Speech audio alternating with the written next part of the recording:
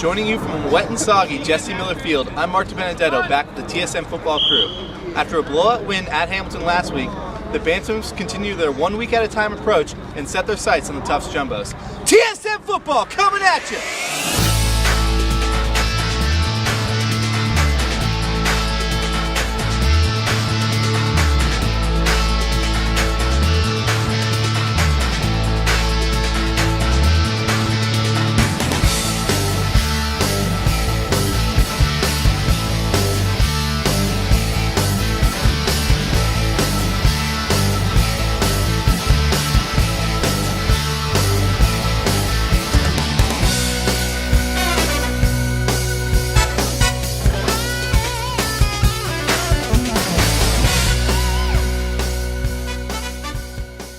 My focus of the week is on spreading the wealth in the passing game. Quarterback Ryan Burgess has completed passes to 10 different receivers this season, including 7 completions to running back Mike Budness and another 7 to wide receiver Andrew Gumbala. With the Bantams' deep threat A.J. Jones still working his way back from an ankle injury, look for Burgess to try to spread the ball around even more this Saturday. But it won't be easy. The Tufts secondary is second in the NESCAC with an average of only 124.7 passing yards per game, as well as corralling 4 picks in just 3 games. Despite this, I'll be looking for the Bantams passing game to complement that running game and take it to the Tufts Jumbos this weekend. My focus of the week is ball possession, ball possession, ball possession. Last week at Hamilton, Trinity fumbled the ball 4 times, giving up possession on 2 of those fumbles. When facing a team with a struggling defense, there are no excuses for giving up the football. Going into week 4, the Bantam ball carriers such as Crick and Bunker need to focus on eliminating the errors, as Trinity will have yet another opportunity to steamroll over a floundering defense. So far in their first 3 games, the Jumbos have given up over 600 yards rushing. If Trinity's continue with their ground and pound offense, they cannot afford to play down to the level of a weaker defense by turning over possession of the ball. Week 4 versus the Jumbos, hold on to that ball, Bantams. My focus this week is going to be capitalizing on turnovers. Honestly, the Bantams team did a phenomenal job this past weekend working the turnover game, something that we haven't seen them do very well this season. Hamilton quarterback Jordan Eck had a rough outing, throwing 2 picks in the first half, 1 to free safety Julian Brown for what would be an 18-yard return, and the other to free safety Mike Mancini for a 33-yard back. But what's really notable for the Bantams is that they managed to take those interceptions and drive down the field for touchdowns on both occasions. Trinity's offensive unit managed to do the same after linebacker Tommy Haverty gobbled up Hamilton's only fumble. Being able to convert this effectively after picks or fumbles is definitely going to be something we can look at both this week and throughout the season.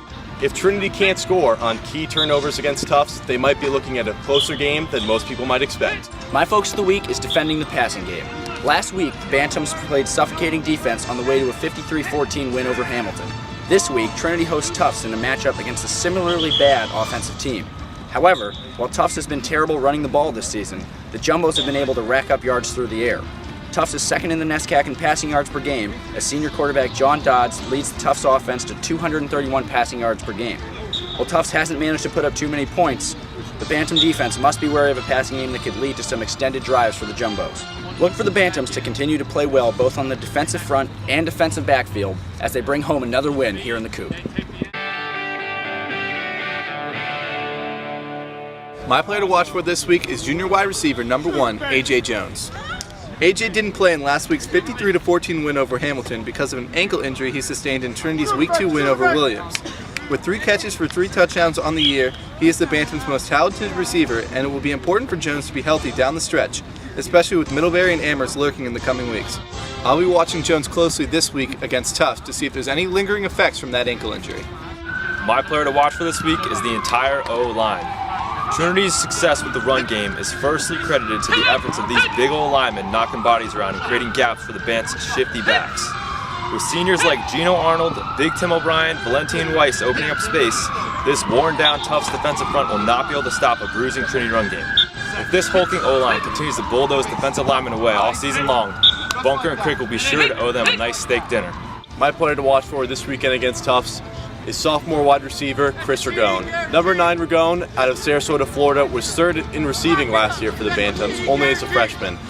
And after a quiet first 2 games, he was really looking to build on that freshman success against the Hamilton Continentals. After only 1 catch the whole season, the blowout Hamilton really afforded him a nice confidence boost as he hauled in 2 targets for 44 yards, one of which was for a touchdown. On top of that, the Bantams charged up their usual kick returners in Crick, Bunker, and Campbell, instead giving Ragone the lead. On his 2 returns, he managed to scramble back for over 40 yards combined. Overall, he ran some really great slant routes for big gains, and although he participated in relatively few snaps, with the production he managed to put up, it's only likely Devaney will be giving him more opportunities this weekend against Tufts and later on this season. Again, remember to look for number 9, Chris Ragone, this weekend against Tufts and later on in the season, because this guy isn't going anywhere. My player of the week is number 72, defensive end, Lyle Baker. The sophomore product from Andover, Massachusetts has made his presence known this season for the Bantams. Last week against Hamilton, Baker was tied for 2nd on the team with 5 tackles, including 1 tackle for loss. For the season, Baker is tied for 5th on the team with 12 total tackles, including 2 tackles for loss. The Bantams will need Baker to put heavy pressure on jumbo quarterback John Dodds as Trinity looks to slow down the Tufts passing game. Look for Baker to make another solid impact on the defensive line as the Bants pull out another big one at the coop.